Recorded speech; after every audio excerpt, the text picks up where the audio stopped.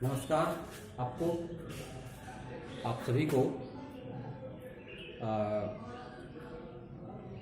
ये सूचना कल कर दी गई थी कि अगले हफ्ते का मतलब आज जो है लास्ट चल रहा है इस सप्ताह का, तो नेक्स्ट जो आपका वीक आएगा उसमें टेस्ट आपका होगा, है ना। ये कल आपको बताया गया था। तो वो टेस्ट कब होगा, उसकी डेट, उसकी टाइमिंग, है ना, और साथ साथ जो है किस प्रकार के प्रश्न पूछे जाएंगे, न्यूमेरिकल रहेगा, ठीक है, शॉर्ट आंसर टाइप क्वेश्चन भी रहेंगे, बहुविकल्पी भी हो सकते हैं। तो आपको ये एक ही पढ़ाया गया है चैप्टर, भी अब पहला चैप्टर पढ़ाया गया है, और साथ साथ जो है फर्स्ट पार्ट में आपका एक चैप्टर खत्म हुआ होगा या दो खत्म हुआ होगा, बहुत अधिक हुआ होगा। तो जो चैप्टर खत्म हुआ है उसी से प्रश्न आपके रहेंगे, ठीक है। और अभी जो चैप्टर हम शुरू करने चल रहे हैं, ये चैप्टर भी आपका छोटा चैप्टर है बहुत।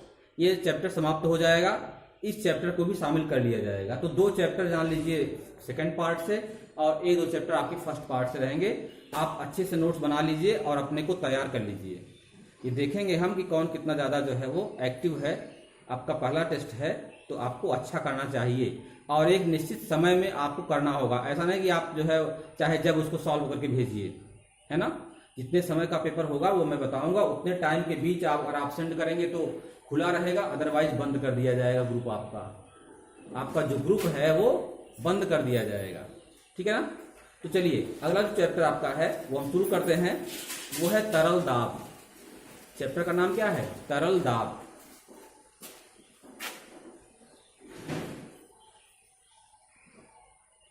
तरल दाब या इसे कहते हैं फ्लूइड प्रेशर।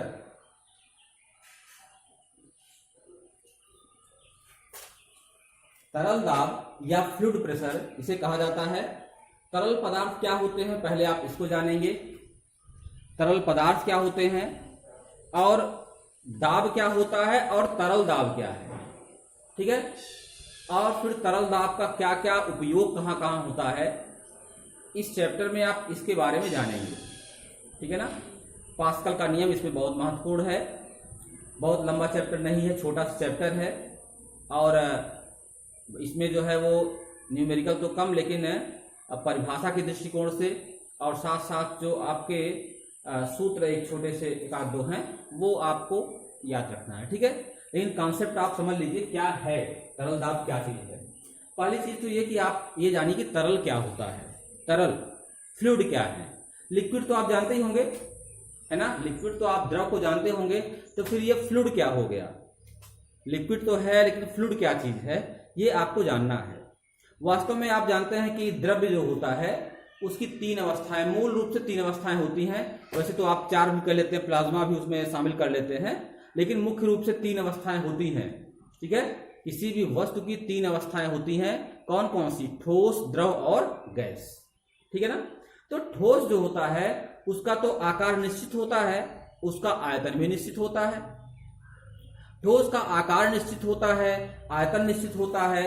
ठोस के अणुओं की जो अंतर आणविक दूरी होती है बहुत कम होती है। ठोस के अणुओं के बीच जो अंतर आणविक बल काम करता है, इंटरमॉलिक्यूलर फोर्स काम करता है, वो बहुत ज्यादा होता है, ठीक है। तो इसलिए उसको एक निश्चित शेप मिल जाता है। जब आणविक बल ज्यादा काम करेगा और अंतर आणविक स्थान बहुत कम रहेगा तो उसकी बॉडी को एक शेप दे देगा। तो ठोस का इसीलिए आकार निश्चित होता है और उसका आयतन भी इसीलिए निश्चित होता है। जो द्रव आपके होते हैं उन द्रवों में क्या होता है कि अंतर आणविक बल, ठीक है, वह ठोस की अपेक्षा कम होता है। इसलिए जब भी कहीं पर रखेंगे आप इसको तो द्रव क्या होते हैं, बहना शुरू कर देते हैं। जरा सा भी ढाल पाएंगे, अगर एक सतह ऊंची हो जाए और दूसरी सतह नीची हो जाए तो द्रव क्या होते हैं कि फ्लो करना शुरू कर देते हैं, बहना शुरू कर देते हैं। इनके बीच अंतर आणविक बल तो कार्य करता है, लेकिन वह ठोस की तुलना में कम कार्य करता है, और अंतर आणविक स्थान भी ठोस की तुलना में ज्यादा होता है।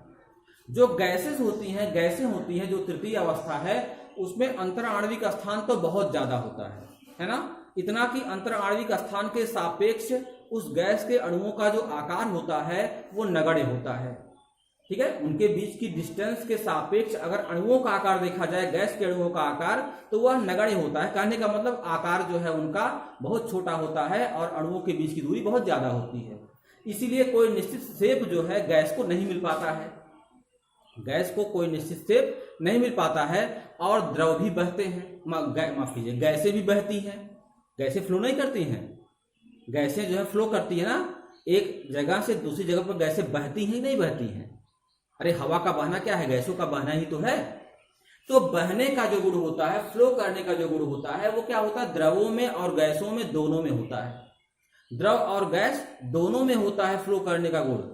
इसलिए द्रव और गैस दोनों को कंबाइंड रूप से, संयुक्त रूप से फ्लूइड कहा जाता है। FLUID इसको फ्लूइड कहते हैं। ठीक है, तो फ्लूइड में क्या होता है कि द्रव भी शामिल होते हैं और इसमें गैसें भी शामिल होती हैं। द्रव और गैसें दोनों शामिल होती हैं और दोनों को हम क्या कहते हैं, कंबाइंड रूप से, है ना, कंबाइंड रूप से क्या कहते हैं, फ्लूइड कहते हैं। इसको क्या कहा जाता है, फ्लूइड कहा जाता है। ठीक है, दोनों तरल होती हैं, गैसें भी तरल में आती हैं और द्रव भी तरल में आते हैं, लेकिन दोनों में डिफरेंस यही है कि द्रव का एक निश्चित आयतन होता है ना, और शेप निश्चित नहीं होता। और गैस में क्या होता है कि शेप भी उसका अनिश्चित होता है और आयतन तो अनिश्चित होता ही है। उसको छोटे से बॉक्स में भर देंगे तो आयतन कम हो जाएगा, बड़े से बॉक्स में भर देंगे तो आयतन ज्यादा हो जाएगा। समझ रहे बात को? तो कहने का मतलब कि आकार और आयतन के दृष्टिकोण से द्रव और गैसों में भेद किया गया है, लेकिन बहने के गुण के आधार पर दोनों को हम क्या कहते हैं, फ्लूइड कहते हैं। इसलिए अब जो यहाँ पर हम बताएंगे आपको टॉपिक, वो जो प्रेशर का नियम बताएंगे वो द्रवों में भी लागू होता है, गैसों में भी लागू होता है, दोनों में लागू होता है ना। वो दोनों में लागू होता है, ऐसा नहीं कि द्रव में नहीं लागू होता या गैसों में नहीं लागू होता, वो दोनों में अप्लाई होता है। ठीक है, चलिए अब तरल को समझ गए आप। अब तरल दाब क्या है ये जानिए। तरल दाब क्या है आपको ये समझना है। तो दाब से आप परिचित होंगे पहले से ही, दाब से तो आप पहले से परिचित होंगे, है ना। दाब से आप परिचित है ना। प्रेशर प्रति एकांक क्षेत्रफल पर लगने वाले अभिलंबवत बल को दाब कहते हैं। जैसे ये ब्लैक बोर्ड है, इसको अगर मैं दबाऊं यहां से, है ना, अभिलंबवत, तिरछा नहीं, अभिलंबवत अगर इसको मैं दबाता हूं, ठीक है, तो बल लगाऊंगा। ठीक है, बल कितने क्षेत्रफल पर लगेगा, इतने क्षेत्रफल पर, जहां तक मेरा हाथ पहुंचेगा वहां पर बल लगेगा। तो इतने क्षेत्रफल पर अगर मैंने बल लगाया 10 न्यूटन का, 20 न्यूटन का, 100 न्यूटन का, तो एकांक क्षेत्रफल पर जो क्षेत्रफल हमारा है ये, इससे डिवाइड कर देंगे बल को हम, तो प्रति एकांक क्षेत्रफल पर लगने वाला अभिलंबवत बल मिल जाएगा। और उसी को तो हम कहते हैं ना प्रेशर। दाब तो वही है, प्रति एकांक क्षेत्रफल पर लगने वाले अभिलंबवत बल को दाब कहते हैं। समझ गए बात को? फिर तरल दाब क्या है, देखिए, जैसे ये बर्तन होता है, ये बर्तन है, ठीक है, बर्तन में कोई भी फ्लूइड भरा जाएगा। अब मैं द्रवों की, अगर यहाँ द्रव भर दूं, ठीक है, तो आप ये समझ लीजिएगा कि द्रव के लिए तो लागू है ही है, द्रव की जगह गैसें भी होती तब भी लागू होता वो। अब ये वो नियम सबके लिए लागू होगा। ठीक है, यहाँ पर मान लीजिए गैस से भरी है, चलिए गैस भर दिया हमने, मान लीजिए ये गैस भरी हो, ठीक है, द्रव भरा होगा तो भी वही रूल फॉलो करेगा जैसा गैसों के लिए है, दोनों फ्लूइड आपके हैं। तो यहाँ पर गैसें मान लीजिए आपने किसी बर्तन में भर दिया हुआ है, तो क्या होता है, ये गैसें जो है हमेशा मूव करती रहती हैं, चलती रहती हैं, यहाँ से यहाँ, यहाँ से यहाँ, यहाँ से यहाँ, है ना, हमेशा चलती रहती हैं। जब ये गैसें चलती रहेंगी तो आपस में तो टकराएंगी ही, साथ साथ ये जो बर्तन की चारों दीवारें होती हैं, बर्तन की चारों दीवारें हैं, बर्तन की पेदी है और बर्तन के ऊपर का हिस्सा है। ठीक है, तो बर्तन के ऊपर की दीवार, जिसको आप छत कह लीजिए, बर्तन की जो नीचे की दीवार, नीचे के फर्श है, फ्लोर उसका है, उससे पेदी उसकी है, और बर्तन की चारों दीवारें हैं, उस सभी से ये गैस के अणु जो है वो टकराते रहते हैं। जब कोई गैस का अणु यहां टकराएगा, समझ रहे हैं, तो टकराने पर क्या होता है कि उसके वेग में परिवर्तन हो जाएगा। भाई जा रहा है, उसका वेग पॉजिटिव है, टकरा के लौटेगा, है ना। अब गैस का अणु जो है वो पार करके, बर्तन को पार करके उस पार तो निकल नहीं पाएगा, इसलिए वो बर्तन से टकरा करके फिर लौटेगा तो उसके वेग में परिवर्तन हो जाएगा। क्योंकि वेग एक सदिश राशि है। वेग कैसी राशि है?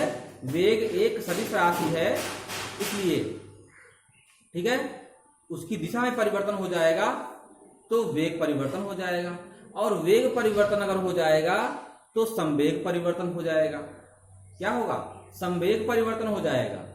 और अगर गैस का अणु बर्तन की दीवारों से टकरा रहा है और संवेग परिवर्तित हो गया, संवेग परिवर्तन हो गया, तब संवेग परिवर्तन की दर किसके बराबर होती है? बल के बराबर होती है। आप पढ़े होंगे नाइन्थ में ही पढ़े होंगे आप, संवेग परिवर्तन की दर बल के बराबर होती है। जैसे मान लीजिए कोई भी आप बल लगा रहे हैं किसी वस्तु पर, और वस्तु गतिमान होकर के जा रही दीवार से टकरा रही है, टकराने के बाद वापस लौटेगी, तो उसका संवेग जाते समय पॉजिटिव होगा, आते समय निगेटिव होगा, क्योंकि आते समय वेग उसका निगेटिव हो गया। तो अगर परिवर्तन पूछा जाए आप, तो पॉजिटिव में से निगेटिव वाला घटाएंगे चिन्ह सहित, तो संवेग परिवर्तन हुआ। और संवेग परिवर्तन की दर पूछी जाए तो जितना टाइम लगा उस टक्कर में, उस टाइम से डिवाइड कर देंगे हम, तो संवेग परिवर्तन की दर आपको मिल जाएगी, और उसी को तो बल कहते हैं। तो सिंपल सी बात हुई कि जब गैस के अणु होंगे या द्रव के अणु होंगे, वो बर्तन की दीवारों से और पेंदी से टकराएंगे, तो बर्तन की दीवारों और पेंदी पर एक बल आरोपित करेंगे, ठीक है। और प्रति एकांक क्षेत्रफल पर लगने वाले अभिलंबोत बल को ही तो दाब कहते हैं। तो अगर बर्तन की दीवारों पर और पेंदी पर अभिलंबोत बल लग रहा है, इसका मतलब कि दाब लग रहा है। वो दाब कौन लगा रहा है? वो दाब गैस के अणु लगा रहे हैं, या अगर द्रव के अणु भरे हैं तो द्रव के अणु लगा रहे हैं। तो गैस के अणुओं अथवा द्रव के अणुओं द्वारा लगाया गया जो दाब है, यही इसी को हम क्या कहते हैं? तरल दाब कहते हैं।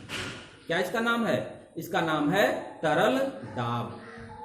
तो गैस के अणुओं अथवा द्रव के, गैस अथवा द्रव कह लीजिए, गैस अथवा द्रव के अणुओं द्वारा बर्तन की चारों दीवारों और पेंदी पर लगाया गया अभिलंबवत जो बल है प्रति एकांक क्षेत्रफल पर लगने वाला जो अभिलंबवत बल है, इसी को हम क्या कहते हैं? दाब कहते हैं। क्या कहा जाता है इसको? इसको दाब कहा जाता है। और ऐसा ही दाब कहलाता है तरल दाब, अर्थात फ्लूइड प्रेशर कहलाता है। आप समझ गए होंगे फ्लूइड प्रेशर क्या है, ठीक है। तरल दाब कहने का मतलब कि जो बर्तन में भरी गैस है या बर्तन में भरा द्रव है, वो बर्तन की दीवारों से पेंदी से टकराएगा तो अभिलंबोत बल लगाएगा, अर्थात एक दाब लगाता है वो, ठीक है ना। अब वो दाब जो है निर्भर करता है कि द्रव की डेंसिटी कितनी है, द्रव गाढ़ा है कि पतला है। जैसे शहद है तो शहद तो गाढ़ा होता है ना, शहद गाढ़ा होता है तो हो सकता है वहां द्रव दाब ज्यादा हो। या पतला द्रव है, केरोसिन जैसे है, मिट्टी का तेल है, या हमारा द्रव जल है, ये हल्का होता है, इसमें द्रव दाब कम होगा, ठीक है। साथ साथ जो है गहराई पर भी निर्भर करता है, कितनी गहराई पे आप द्रव के भीतर दाब जानना चाह रहे हैं, उस पर भी निर्भर करता है, ठीक है। तो द्रव के भीतर किसी बिंदु पर अगर आप दाब जानना चाहें तो आप दाब को जान सकते हैं, उसके लिए फार्मूला है, ठीक है। द्रव दाब का फार्मूला है, तो बता दूं आपको।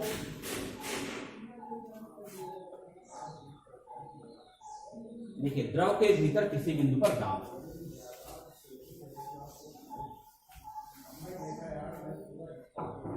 देखिए द्रव के भीतर किसी बिंदु पर दाब अगर आपको निकालना है, ये हमारा एक बर्तन है, ठीक है। इस बर्तन में जल भरा हुआ है, ध्यान से समझिएगा। इस बर्तन में क्या भरा हुआ है? द्रव भरा हुआ है, ठीक है।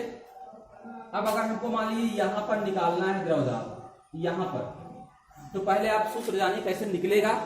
एक सामान्य सा फार्मूला निकल जाएगा, तो सबके लिए लागू होगा, चाहे किसी भी गहराई पर हो, ज्यादा गहराई पर हो या कम गहराई पर, ठीक है।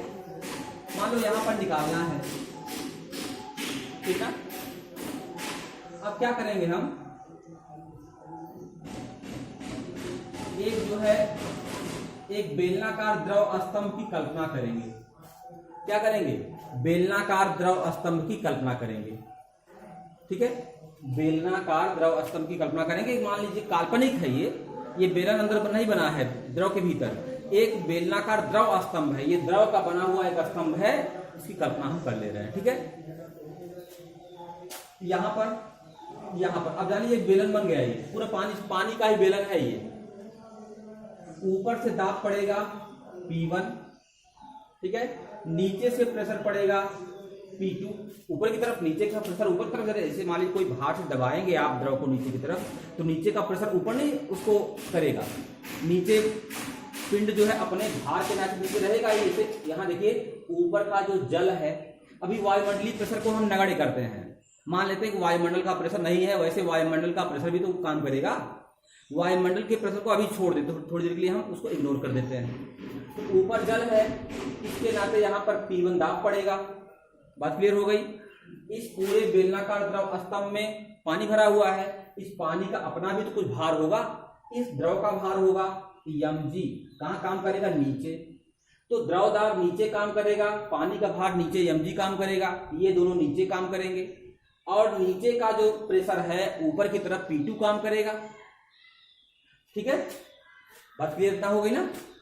अब नेट जो है दाब पूछा जाए आपसे, तो नेट दाब 0, नेट दाब पूछा जाए तो नेट दाब हो जाएगा 0।